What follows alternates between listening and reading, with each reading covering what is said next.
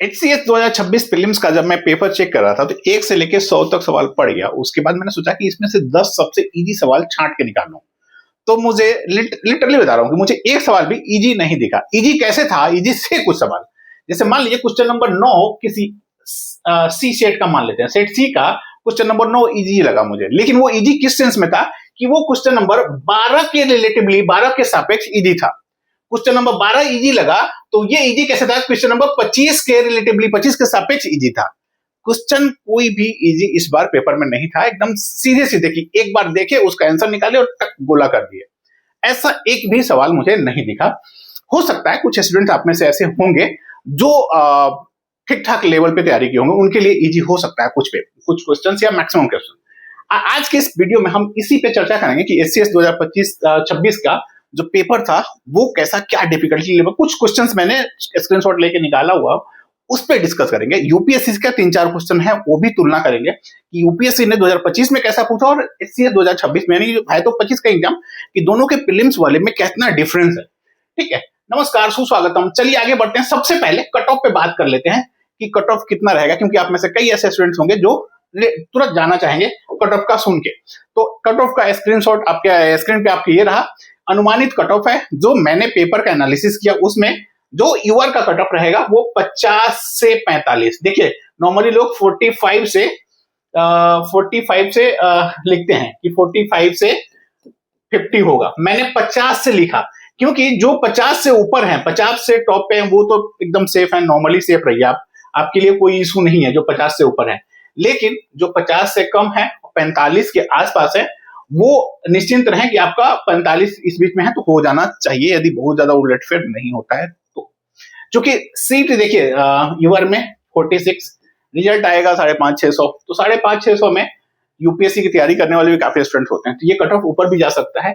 But जो paper का standard था, सीसेट का जो सीसेट में जो स्थिति थी, मैंने कई स्टूडेंट से पूछा भी, तो सीसेट में भी पेपर ऐसा नहीं था। सीसेट के पेपर में जो ऑप्शंस बना रखे थे, एक सवाल में 3-3, 4-4 सवाल पूछ रहे हैं, तो उस कारण से भी सीसेट बट उतना हेडेक नहीं होगा सीसेट वाला। तो कुल मिला के कट ऑफ ये है। बीसी का कट ऑफ, बीसी बी 50 से 45, बीसीए 45 से 42, ईडब्ल्यूएस 50 से 45, ईडब्ल्यूएस बीसीबी और यूआर का कट ऑफ मैंने एक समान रखा है। एक आध नंबर का फर्क हुआ तो हुआ, अदरवाइज इसमें बहुत ज्यादा फर्क होना नहीं है। डीएससी लगभग 40, ओएससी यानी कि अदर शेड्यूल कास्ट लगभग 42 के आसपास। तो ये है कट ऑफ का, आप इसी से अपना अंदाजा लगा लीजिए और अपनी तैयारी करिए। जो भी जिनका कट ऑफ, देखिए कट ऑफ मैटर नहीं करता, आप अपनी मेंस की तैयारी करिए। बहुत ज्यादा समय मिलेगा नहीं आपको अगर रिजल्ट आ जाता है उसके बाद मुख्य परीक्षा तैयारी करने के लिए, तो समय व्यर्थ आप नहीं करिएगा। चलिए आते हैं क्वेश्चन को देखते हैं। तो क्वेश्चन का जो लेवल था उस पर थोड़ा चर्चा कर लेते हैं। कट ऑफ पे तो हो गया, इजी, मॉडरेट, टफ। मैंने बताया इजी हलवा टाइप का या लॉलीपॉप टाइप का सवाल नहीं था। इजी था तो वो रिलेटिवली इजी था, मॉडरेट था तो वो रिलेटिवली मॉडरेट था, टफ तो खैर टफ ही होता है। टफ में भी मैंने कहा एक होता है भयानक वाला, जो आप भयानक कठिनाई वाला, जो शुरू में मैंने आपको दिखाया भी कि ऐसे सवाल पूछ दिया है कि आप अगर डेप्थ नॉलेज नहीं लिए होंगे ना क्वेश्चन को। देखिए मैंने बार अपने यूट्यूब चैनल पे जितने भी पढ़ाई से रिलेटेड जो वीडियो है, आप इवन पहला जो देखेंगे आईएएस तैयारी कैसे करेंगे वाला, यूपीपीसीएस के लिए मैंने बनाया था, एडीओ के लिए मैंने बनाया था। कहीं पे भी मैं किसी भी स्टूडेंट्स को, इवन रिसेंट में आर्टिकल 3 को लेके भी मैंने एक वीडियो बनाया था। मैं बार कहता हूं आप बेसिक बुक्स पढ़िए। लिख देता हूं ध्यान से, जो आप में से नए स्टूडेंट्स होंगे उनके लिए स्पेशली है ये चीज मेरा लिख के। बेसिक बुक्स में क्या है, मैंने अपने यूट्यूब चैनल पे कई अलग अलग वीडियो में बता रखा है। आईएएस की तैयारी कैसे करें वहां डिटेल में लिखा हूं। बेसिक बुक्स में एनसीईआरटी भी आता है और लक्ष्मीकांत, बिपिन चंद्रा, ये सब टाइप के बुक्स भी आते हैं ना। तो ये बेसिक बुक्स आप नहीं पढ़ेंगे ना तो आगे मैं बताऊंगा कि उस तरह के क्वेश्चंस कैसे हल करेंगे। मैं या कोई भी टीचर आपको कुछ राह दिखा सकता है, कुछ बता सकता है। वो सवाल जैसे एचसीएस में पूछा है कंसेप्ट के बेस पे कि आप 70 प्लस करके आए हो पूरा पेपर में सही और आपका जो एक होता है ना आपका स्कोर 70 प्लस बन रहा हो, ये वाला स्टैंड तब होगा ना जब आप बेसिक बुक्स पे कमांड रखेंगे और करंट अफेयर्स को ठीक से पढ़ेंगे। तो क्वेश्चन का चौथा लेवल था भयानक कठिनाई वाला। इस वाले लेवल में 30 सवाल के आसपास थे आपके एचसीएस 2026 के। 30 सवाल का मतलब समझ रहे हैं, ये 30 सवाल वैसे थे जो भयानक थे, बिना बेसिक बुक्स का अंडरस्टैंडिंग के आप ये नहीं कर सकते थे 30 सवाल। और एक था कि मैं नहीं जानता इसका आंसर, क्वेश्चन नॉट अटेम्प्टेड, जो आपका फिफ्थ ऑप्शन रहा है ई, जिसमें आप गोला भर के आए होंगे। ई वाले में मान लीजिए 15 ऐसे सवाल होंगे, 10 ऐसे सवाल होंगे, 100 के 100 तो सबको आता नहीं है, भले ही आप तुक्का मार के आ जाए, बट 100 का 100 नहीं आएगा। तो 10 सवाल 15 सवाल ऐसा होगा जो Q&A वाला, नॉट अटेम्प्टेड वाला होगा, तो वो छोड़ दीजिए। तो ये 5 अलग अलग लेवल थे इस पेपर के, जहां पे, और एक था सीसेट वाला। सीसेट में भी यूपीएससी, हमें लगता है इस साल का 2026 वाला जो प्रीलिम्स होगा उसमें यूपीएससी में भी एचसीएस को, HPS Haryana public service commission के इस वाले पेपर को कॉपी कर सकता है कि वो सीसेट को भी और कठिन बना दे यूपीएससी की तरह, सॉरी एचसीएस की तरह। ठीक है, आइए चलते हैं यूपीएससी का सबसे पहले 2025 का, ये सीएसपी कह लिए, सिविल सर्विस प्रीलिम्स 2025 का पेपर का स्क्रीनशॉट है। मैं इसको, आप फाइयान किसके समय में भारत आया था, ये क्या है, इसको हम हमारे हिसाब से हलवा सवाल ही कहेंगे, या फिर लॉलीपॉप कह लीजिए इसको। ये यूपीएससी के प्रीलिम्स में एक बार देखिए, फट से आंसर मार दीजिए, ये वाला सवाल था। तो फाइयान किसके समय में आया है ना, मेगास्थनीज कब आया था, किसके समय में आया था, इस तरह के सवाल आप पूछ रहे हैं, तो ये हलवा सवाल है। और एचसीएस में इस तरह का एक भी सवाल आप बता दीजिए, मुझे नहीं मिलेगा। ठीक है, आइए यूपीएससी का एक दूसरा सवाल देखते हैं कि आत्मसम्मान मूवमेंट कौन शुरू किया था, है ना। तो सेल्फ रेस्पेक्ट मूवमेंट कौन शुरू किया, ये पूछने, जो सिंपल पढ़ा है एनसीईआरटी ना, वो बना देगा सिंपल एक बार में। ऐसे ही आपसे पूछ रहा है आर्टिफिशियल रेनफॉल के लिए, आर्टिफिशियल रेन, कृत्रिम वर्षा के लिए, तो उसके लिए क्या क्या जरूरी है, इसमें कौन इसमें होता है, उसके लिए जो उसका कारण है कृत्रिम वर्षा के लिए, तो उसमें किसका उपयोग किया था, ये पूछा है। तो इस तरह के सवाल वन लाइनर होते हैं और आप देख के फटाक से इसका आंसर दे देंगे। ठीक है, अब आते हैं, ये सवाल आपका एचसीएस का है, ये एचसीएस का सवाल है 2026 वाला। अब आप 65 नंबर सवाल देखिए, ये है शायद सेट सी का। तो इसमें जो 65 नंबर सवाल है, आप इसमें देखिएगा तो आपको लग रहा होगा कि मैंने इसको सही करके आया। देखिए, आपको एक दो चीज दिखाते हैं, इसमें डाटा दिया है, एक तो 2.6% लिखा है। अब ये 2.65 है या 2.66 है, इसको क्या हम 2.6 लिख सकते हैं या 2.7 लिखेंगे। आपको लग रहा होगा ये तो मैंने सही करके आ गया, ये मेरा सही दे रहा है, इस कोचिंग आंसर से सही मिल रहा है, लेकिन अब ऑफिशियल की भी आ गया, अब उसको मिलाइए, देखिए क्या है इसका आंसर। ऐसे ही इसमें एक तो फैक्चुअल आपसे डाटाबेस पूछ दिया, दूसरा पूछ रहा है कैसे, कंसेप्चुअल कैसे पूछ रहा है अब आपसे कि इफेक्टिव रेवेन्यू डेफिसिट। आपको याद होगा मनमोहन सिंह जी जब पीएम थे, उस टाइम पे ही ये टर्म फेमस हो गया था। तो इफेक्टिव रेवेन्यू डेफिसिट आपसे पूछा है कि कैपिटल एसेट का जो क्रिएशन होता है वो बढ़ता है तब ये घटेगा, या कम होता है तब बढ़ेगा। तो ये जब तक आपका इफेक्टिव रेवेन्यू डेफिसिट का फंडा क्लियर नहीं होगा, आप इस सवाल को हल नहीं कर सकते थे। तो ये इजी सवाल नहीं था। ऐसे ही मिजोरम वाला ये जो सवाल था, ये मुझे रिलेटिवली इजी लगा। कैसे, आप देखेंगे पूछ रहा है लोकटक हिल कहाँ है, ठीक है, ये आपसे पूछा है यहाँ है कि नहीं है। दूसरा आपसे पूछ रहा है बुग्याल क्या है, आप एनसीईआरटी पढ़ेंगे बुग्याल भी आपको मिल जाएगा। अब कह रहा है कि मिजोरम के बारे में कि मोजालेसिस बेसिन जो है ये वाला। अब कह रहा है कि इसमें, अब इसको टफ कैसे कर दिया, दो आपको इजी दे दिया, तीसरा टफ कर दिया। अनकंसोलिडेटेड यानी कि अवसादी निक्षेप है कि नहीं है, ये आपसे पूछ रहे हैं यहाँ पे। तो यहाँ अगर आप बेसिक नहीं पढ़े होंगे, इसको एनसीईआरटी में आपको सब ये बता देगा कि मिजोरम को एनसीईआरटी कह रहा है, कोई टीचर आपको ये बता देगा। लेकिन अब ये वाला सेक्शन बताने के लिए गुण ज्ञान जरूरत है, आपको पढ़ना जरूरी है बेसिक बुक का। एक और सवाल है, ये सिंपल, एक बार में देखेंगे तो आपको इजी लगेगा। आपसे पूछा है एक्सटेंडेड फंड फैसिलिटी, आईएमएफ वाला है ना, उसका पूछा है।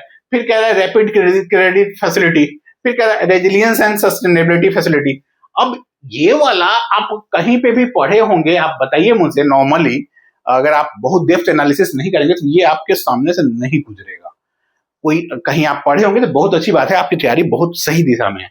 लेकिन अगर आप नहीं पढ़े तो सोचिए, ये इसको मैं कहता हूं भयानक वाला कठिनाई। लेकिन अगर आप इसके ऑप्शंस को देखेंगे तो ऑप्शन में कुछ ऐसे वर्ड्स इसने यूज कर दिए हैं जो आपको ये भयानक को घटा के नॉर्मल कर देता है। बट अगर कोई बच्चा यही देख के भाग जाए, यही देख के वो सीधे ई चला जाए, तो उसका कुछ हो नहीं सकता। आइए अगले एक सवाल पे और चर्चा करते हैं। नीलगिरी बायोस्फीयर रिजर्व वाला सी काऊ का है। इसमें देखेंगे आप तो ये पूछा है ईएन के बारे में, एंडेजर्ड स्पीशीज का 3 का नाम दे दिया, नीलगिरी ताहर का नाम दिया, शेर पूंछ वाला बंदर लैंड टेल मकाऊ के बारे में पूछ दिया। फिर अगले क्वेश्चन में सी काऊ के बारे में पूछता डुगोंग का कि क्या ये एंडेंजर्ड है। तो एक तरह से कहें आपको ये लिस्ट भी तैयार करना है फैक्चुअल। अब कह रहा है कि 80% जो है जो पौधे हैं, पादप हैं, वो यहाँ पे नीलगिरी बायोस्फीयर रिजर्व में पाए जाते हैं। किसके, वेस्टर्न घाट वाले। तो इस तरह का डाटा एक्यूमुलेट करके एक आंसर निकालना जिसमें इस तरह के ऑप्शंस हो, only one, only two, only दो, केवल तीन, सभी, तो ये वाला ना बहुत ही डिफिकल्ट हो जाता है। इस क्वेश्चन का मैं आंसर चेक कर रहा था कि तो मुझे 3-4 अलग अलग जो लोग आंसर की जारी करते हैं उनका देखा, सबका वेरिएशन जा रहा है, कोई इसको सही मान रहा है, कोई इसको गलत मान रहा है ना। अब जो कि आ गया है एचसीएस का, वो ऑफिशियली आप मान के इसको सही करिएगा। तो ये चीज है। अब उसके अलावा जो ऑप्शंस के तरीके थे इसमें, सीधे 1 2 3 4 नहीं है, ओनली वन वाला, ये सारे पेपर में क्रॉस द 1 से लेकर 100 तक या तो स्टेटमेंट वाले सवाल हैं, या केवल एक, केवल दो, एक और दो, दोनों, न तो एक न तो दो, है ना, ये 4, या फिर only one, only two, all 3, all 4, ऐसे वाले सवाल है। तो ये ना डिफिकल्टी लेवल को ना बढ़ा देते हैं बहुत। ऐसे ही एचसीएस ने कुछ वर्ड्स से खेला है, कुछ ऐसे शब्दों का इस्तेमाल कर लिया, क्वेश्चन पूछ दिया, कुछ ऐसे शब्द बीच में घुसेड़ दिया, उससे क्या हुआ कि आपका पेपर और टफ बन गया है।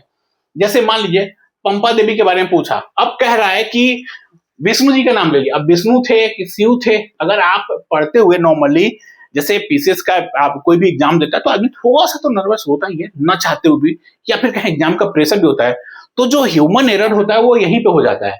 कई स्टूडेंट्स शिव का, विष्णु का, ये यहाँ पे कंफ्यूज हुए होंगे, है ना। तो ये चीज है। ऐसे ही हिस्ट्री का सवाल देखिए, मैंने अभी आपको आत्मसम्मान मूवमेंट वाला यूपीएससी का दिखाया। अब बर्नियर ने पोस्टल सिस्टम पे जिक्र किया कि नहीं किया, ये कोई स्टूडेंट कैसे पढ़ेगा नॉर्मली, जब वो इन डेप्थ, मतलब कहें बहुत गहराई में जाके बुक नहीं पढ़ेगा, तो बर्नियर का स्टेटमेंट कैसे पढ़ेगा ये चीज। इब्न बतूता का हो, अबुल फजल का हो, तो ये चीज क्या मांग रहा है, ये कह रहा है कि आप बुक पढ़ के आइए, सतही पढ़ के नहीं आइए, ठीक है।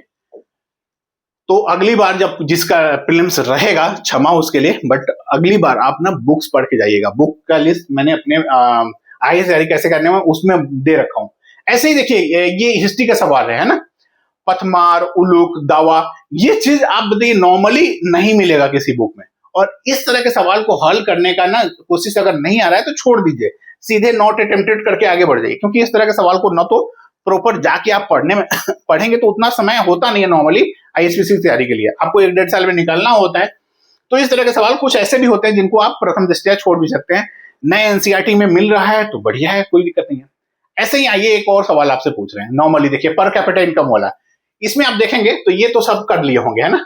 इसमें कैसे शब्दों से खेला है, total population divided by total income. अब total income divided by total population, या फिर total population divided by total income. ये स्टेटमेंट किसका किसका गलत हुआ है, आप सबसे जो अभी तक यहां तक रुके हुए हैं सबसे अपेक्षा करूंगा इसका कमेंट करके जरूर बताइएगा कि क्वेश्चन नंबर 38 का जो पर कैपिटा इनकम वाला है, ये आपने स्टेटमेंट 2 सही करके आए हैं या गलत करके आए हैं, प्लीज कमेंट करके बताइएगा। Total population divided by total income, या फिर total income divided by total population. फिलहाल इस सवाल में टोटल पॉपुलेशन को डिवाइड करना था, तो वो आपसे पूछा हुआ है। तो ये बताइएगा ये स्टेटमेंट आपका गलत हुआ है कि सही हुआ है। तो ये था पेपर का एनालिसिस, कट ऑफ मैंने बता दिया। पेपर आसान नहीं था, पेपर टफ था। कट ऑफ कुछ उसी आसपास में रहेगा जो मैंने डिस्कस किया, 50 के अराउंड। आप सभी को शुभकामनाएं, मिलते हैं अगले क्लास में, अगले वीडियो में। नमस्कार, धन्यवाद। प्लीज चैनल को सब्सक्राइब करना नहीं भूलिएगा।